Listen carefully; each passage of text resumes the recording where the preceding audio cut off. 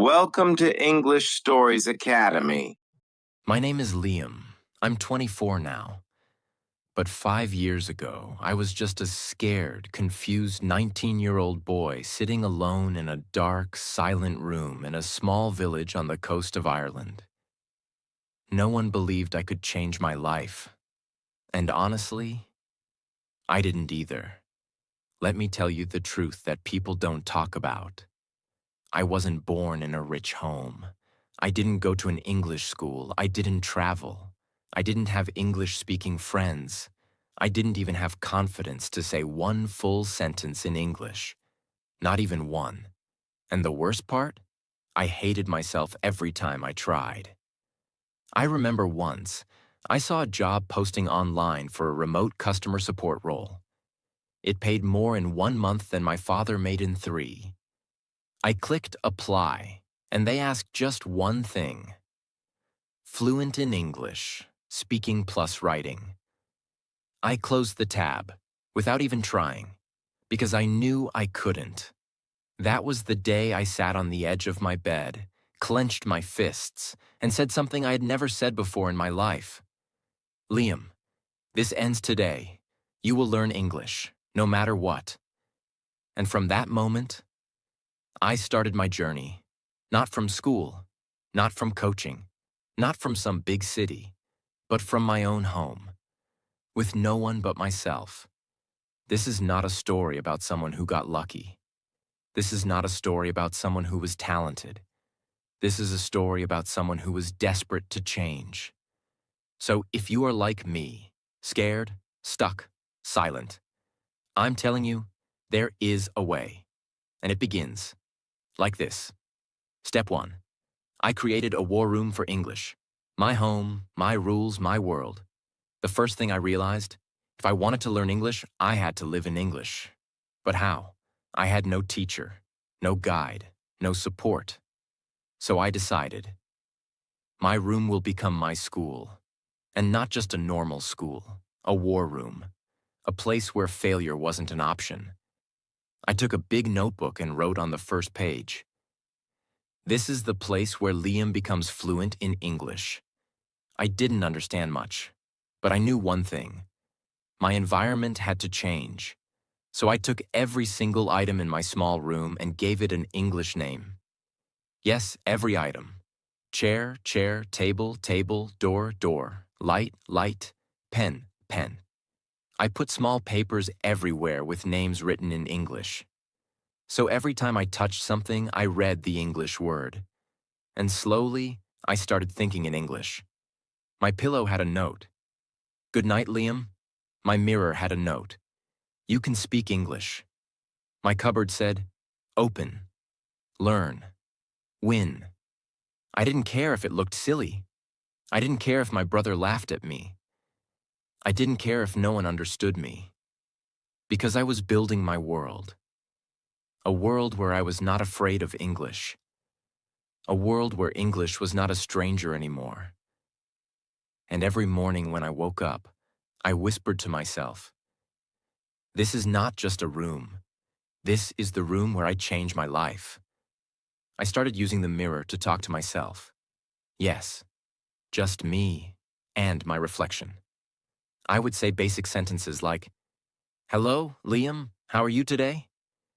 Today, I will learn 5 new words. You are improving. Don't give up. Did I make mistakes? Yes, every single day. Did I feel embarrassed? Of course. But you know what? There was no one watching. No one judging. No one laughing. Just me. And my English. And that became my biggest strength. Because when you're alone, you are free to be bad. And when you're free to be bad, you finally start getting better. For 30 days, I didn't care about grammar. I didn't care about fancy words. I didn't care about being perfect. I just focused on building an emotional connection with English. I started to love the language, not fear it. I told myself stories in English. I described things around me. I asked myself questions and tried to answer in simple words. And slowly, English started to feel like a part of me. Step 2. I turned my ears into weapons. The sound of English became my music. After 1 month inside my English war room, I had started to feel a little more comfortable. I could say simple sentences. I had written new words on every object. I had even started talking to myself in the mirror. But then, I hit a wall. I knew the words, but I didn't understand them when someone else said them. One day, I played a random video clip in English, just a short conversation from a movie. And within seconds, I felt lost. The words flew too fast. The pronunciation was different. I couldn't catch anything. That night, I looked at the ceiling and thought, what's the point of learning English if I can't understand anyone? I felt stupid again, but I didn't quit, because that was the old Liam. The new Liam was a fighter. So I created a new mission. Liam, you will train your ears. English will become music to your mind. From the next day, I started listening. Not passively, not while scrolling, not while doing other things. I mean deep listening, focused listening, hungry listening. Every morning I played a short English video, but not random ones. I only chose videos that just real conversations. And here's what I did. And this is the part nobody tells you. I listened to the same video 10 times. Yes, 10 times. The first time, I understood nothing. The second time, I picked 2 or 3 words. The third time, I paused after every sentence and repeated it. The fourth time, I started feeling the rhythm. By the 10th time, I could almost guess what the next sentence would be. And something magical happened. One day I was walking in my garden. I wasn't thinking about English. But suddenly, I heard a voice in my head say, "That's a beautiful flower." I stopped walking. I looked around, and I smiled. Because that sentence was from the video I had listened to 10 times, and now it was living inside me. I wasn't memorizing. I was absorbing. I was learning like a child learns, not by rules, but by rhythm. I started listening everywhere. While brushing my teeth, while cooking my eggs, while taking a bath, while folding clothes, while just sitting alone in the evening. My brain was drinking English, and I made a rule. No more silence in my home, only English in my ears. But let me be clear, I didn't understand everything. Not at all. There were hundreds of phrases I didn't get, but I didn't stop and translate. I just listened and felt. And every week, my ears got sharper. I noticed how people changed their tone when asking questions. I noticed how they used words like kinda instead of kind of. I noticed how I'm going to became I'm gonna. These things were not in textbooks. They were in the sound of real life. And I fell in love with English again. Because now, it was no longer just a subject. It was music. It was rhythm.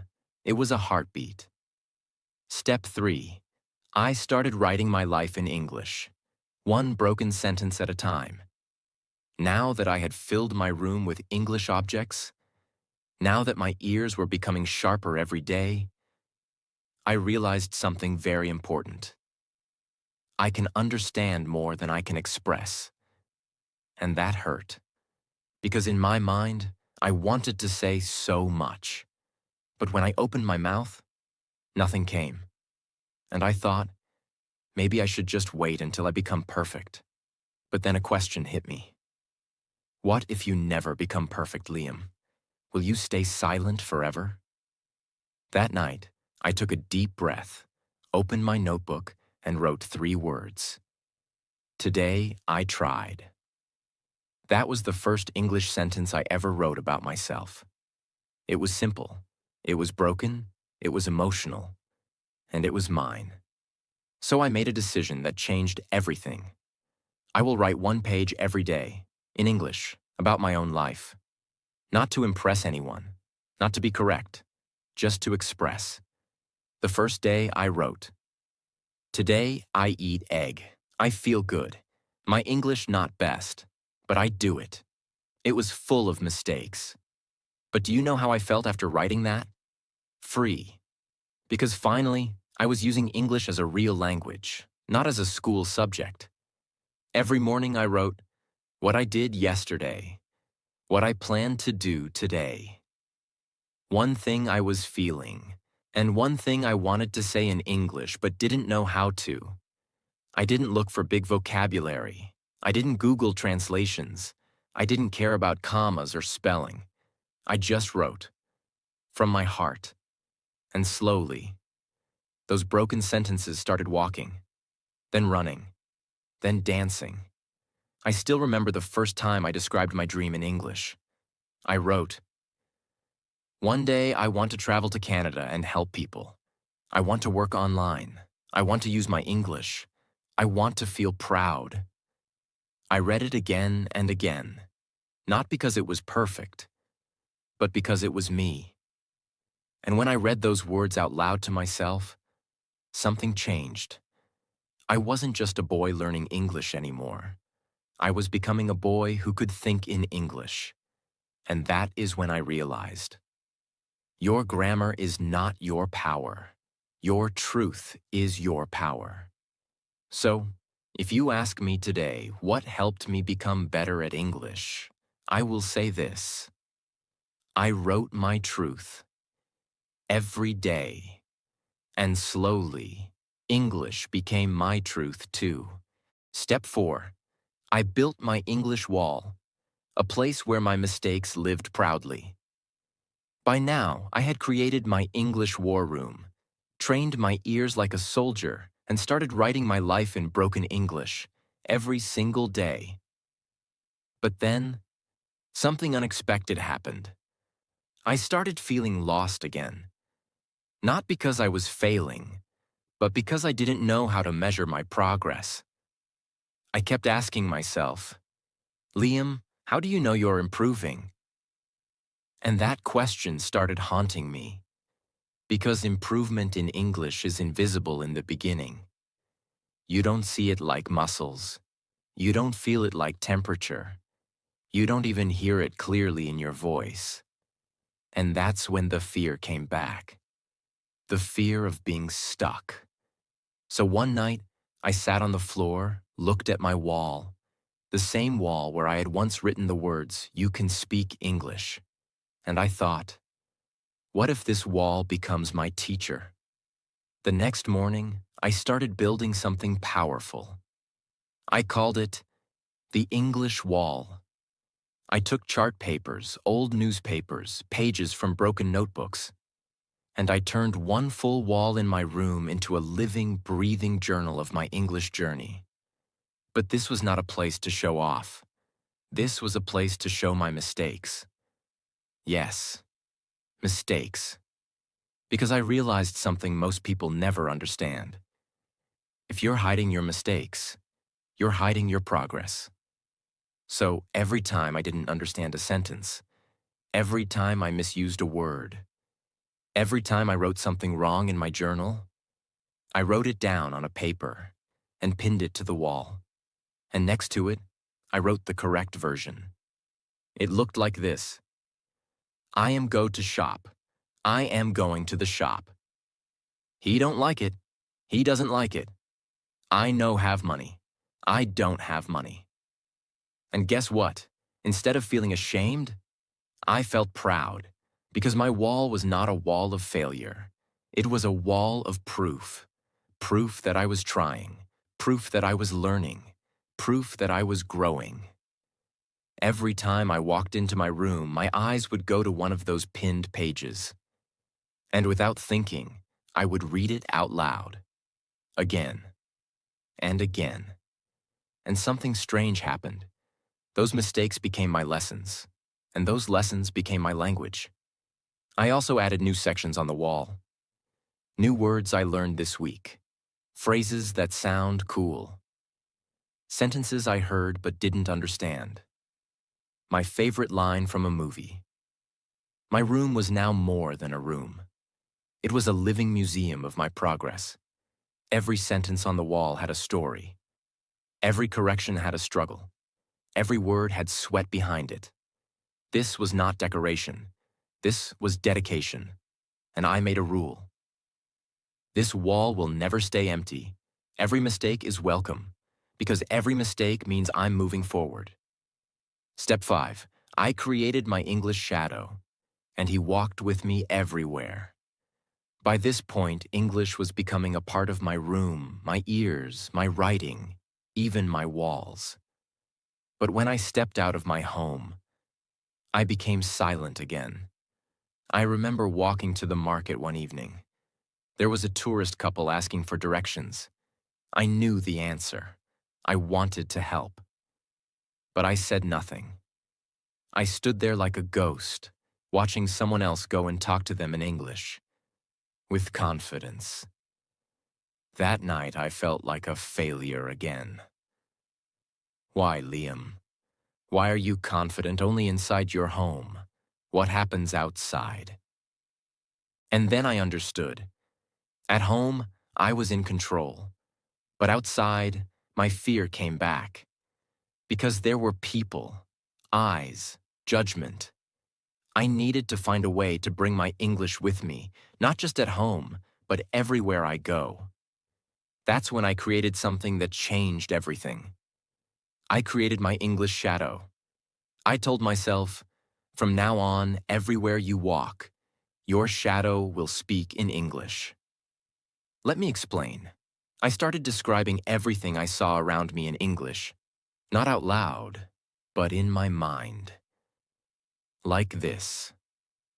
I walk outside. In my mind, I say, the sun is bright today. I feel warm. That old man is smiling. I pass by a shop. I think, I need to buy eggs. The woman is wearing a red scarf. That boy is laughing. I sit in the bus. I say silently, there are 12 people in this bus. I'm going to the library. I want to learn 2 new words today. It felt strange at first. But slowly, this voice became a habit. It was like an invisible friend, always talking to me in English, helping me stay sharp, helping me build fluency. And guess what? I didn't need a book. I didn't need a teacher. I didn't need the internet. I just needed to use the world around me and describe it. This became my daily English workout, no matter where I was, in the kitchen, on the road, waiting in line, sitting alone, watching rain. I was talking to myself silently in English, and every time I did that, I was training my brain to think in English, not translate, not memorize, just think. And when you can think in a language, you don't fear it anymore. It becomes a part of your identity. One day, my friend asked me in my native language, "What are you thinking about?" And without realizing, I answered in English. I was just noticing the sky. That's when I knew. My shadow had entered my mind. I was no longer switching between languages. English was becoming natural. Step 6. I faced a real person, and I didn't run this time. So far, my world was changing inside me. My room had become my classroom. My ears had become tools. My notebook was my mirror, and my shadow, my silent English partner. But here's what I didn't tell anyone. I had never spoken to a real person in English. Not once. I had practiced. I had written. I had listened. But I had never actually faced someone, with eyes, expressions, reactions, and tried to hold a conversation. And I was scared. Not of English. I was scared of being seen. What if I freeze? What if I forget every word? What if they laugh? What if I open my mouth and nothing comes out? One Sunday afternoon, I went to a small bookstore in the city. It was a rare trip for me. I usually avoided going out too far, but I had read that there was a section for used English books at a discount. As I entered, I saw a young woman near the counter. She was not from my country. I heard her asking the shopkeeper in English, "Do you have any books for English learners? I'm just trying to improve." My heart started pounding. She was just like me. I felt an intense pull, like the universe was telling me, "Go, Liam. Now is the moment. Speak." But my feet froze. I pretended to look at a shelf. But then, something happened. She turned to me and said, kindly, "Hi, do you know if they have grammar books here?" Time slowed down. My mind screamed, "Run!" But something deeper whispered, "This is what you've been preparing for." So I looked her in the eyes and said slowly, "Yes, there, on top, that shelf, I think I saw a grammar book there." She smiled. She said, "Thank you," and walked over. And I stood there, in silence, shaking. But not because I failed. I was shaking because I had just spoken English to a real person for the first time in my life. It was broken. It was slow. It was not perfect. But it was real. I stayed in the bookstore for another hour. Not because I needed more books, but because I'd found something more important than grammar: courage. From that day, I made a new mission. Every week, I would talk to one real person in English, even if it was just one sentence, even if I stammered, even if my voice cracked. I didn't wait for opportunities. I created them. At a cafe, I would ask, "Can I have a black coffee, please?" At the market, I asked a foreign tourist, "Are you looking for something? I can help." At the bus stop, I said to a visitor, "Do you need directions?" Every time I did it, I shook. But every time I did it, I grew. And slowly, I started trusting my voice. Because no amount of writing or listening can replace the feeling of using English with a living human being. And I want you to understand this. Your first conversation won't be beautiful, but it will be unforgettable. Step 7. I made English my morning breath, a ritual that changed everything. After that first real conversation in the bookstore, something inside me shifted. I had faced my fear, and it didn't destroy me. But I also knew that one brave moment wasn't enough. Because confidence is not a moment. It's a habit. And habits are built every single day. So I asked myself, Liam, if English is truly your second language now, why are you still starting your day in your first language? That question bothered me. Because every morning I woke up, stretched, yawned, and thought in my native tongue. And then I waited until later in the day to start practicing English. But that wasn't real transformation. That was still part-time effort. I decided to change that. From the next day, I made a new promise. From the moment I open my eyes in the morning, I will breathe in English. I called it morning English breath.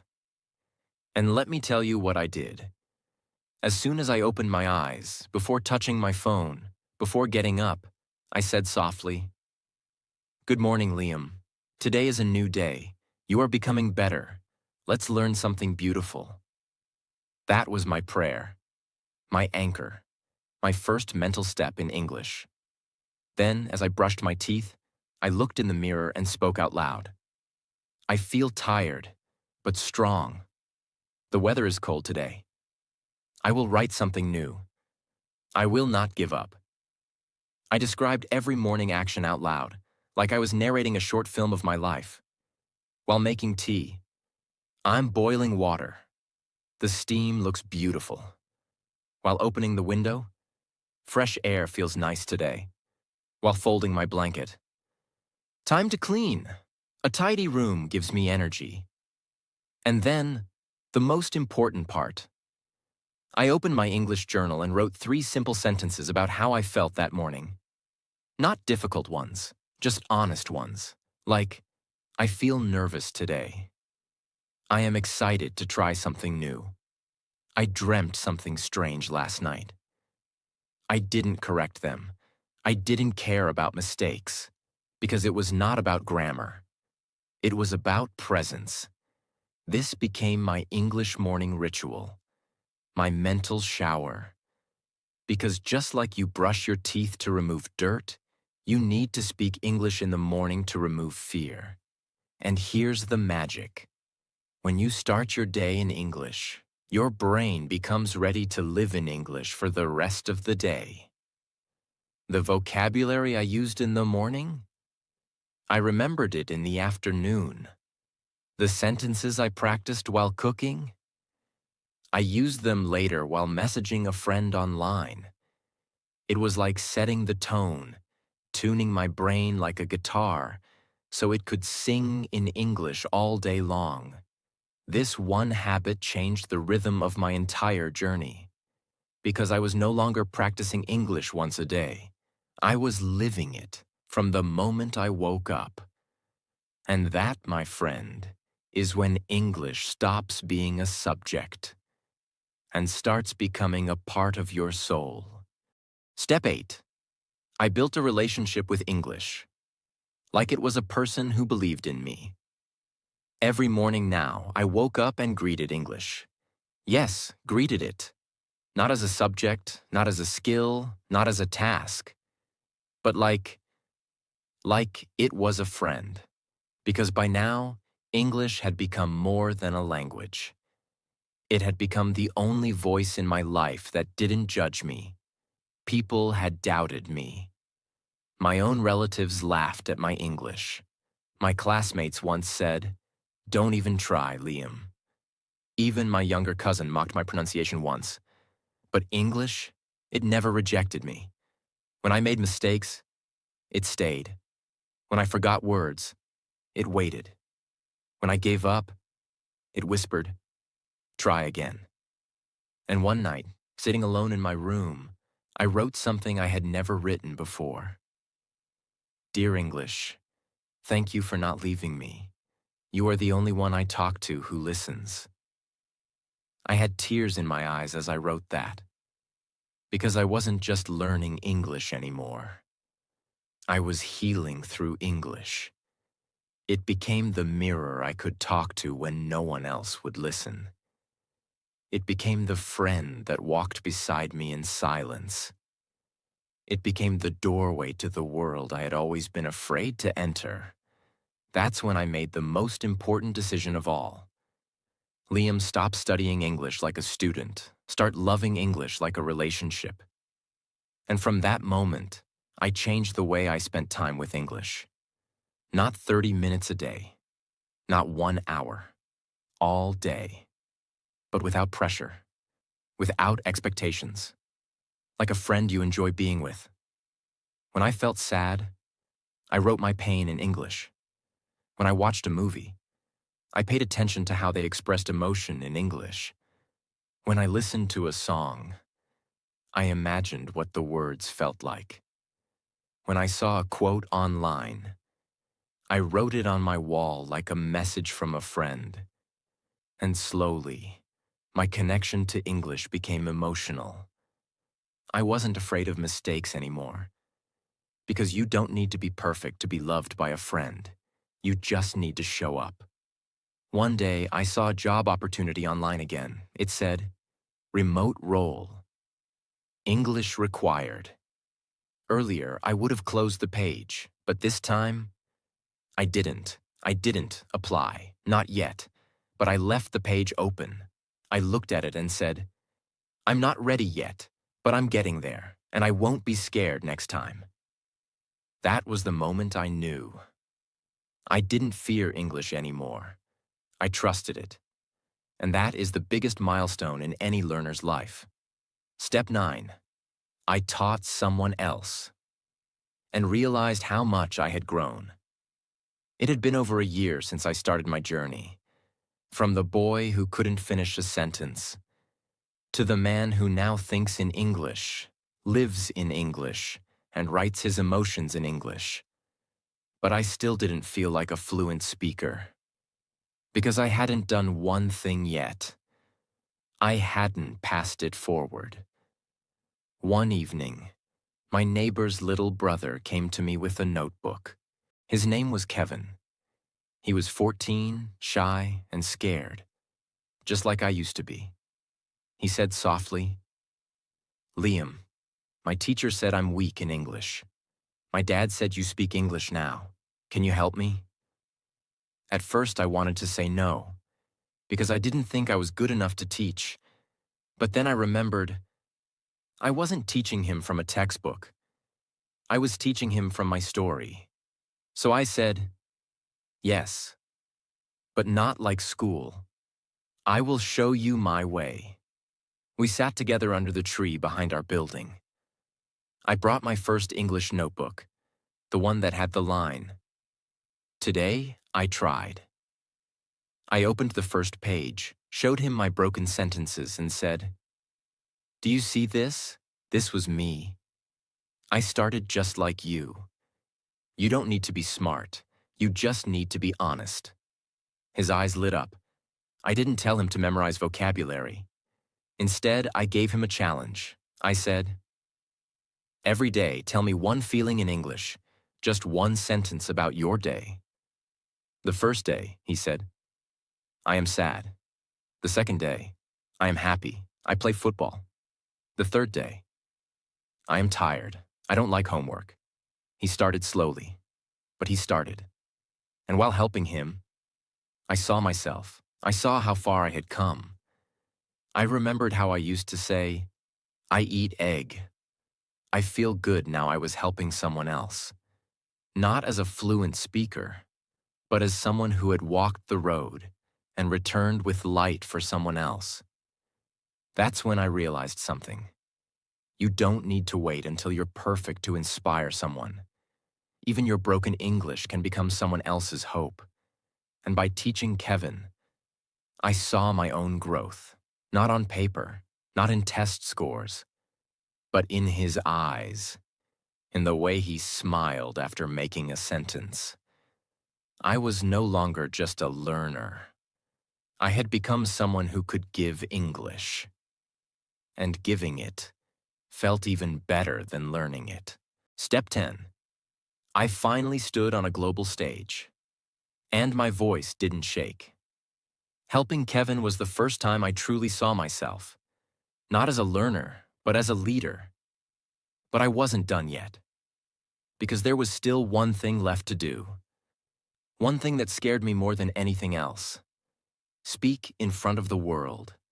I'm not talking about speaking to one person, not chatting online, not texting, not small talk in a bookstore.